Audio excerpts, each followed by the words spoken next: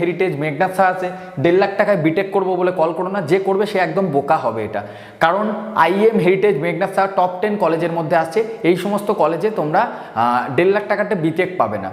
আমি যে কলেজটা বলছি এভারেজ কলেজের মধ্যে বলছি, যদি তোমরা ভালো করে পড়াশোনা করো সেই কলেজ থেকেও যে ডিগ্রি পাবে যাদবপুর ইউনিভার্সিটিরও ডিগ্রির সেম ভ্যালু, কিন্তু চাকরির দিক দিয়ে কম্পেয়ার করতে গেলে যেভাবে তোমরা প্লেসমেন্ট যাদবপুরে দেয় সেই কলেজ 1.5 লাখ টাকার কলেজ কিন্তু তোমাদের 32 লাখ টাকার প্লেসমেন্ট দিতে পারবে না, এটাও জেনে রাখো।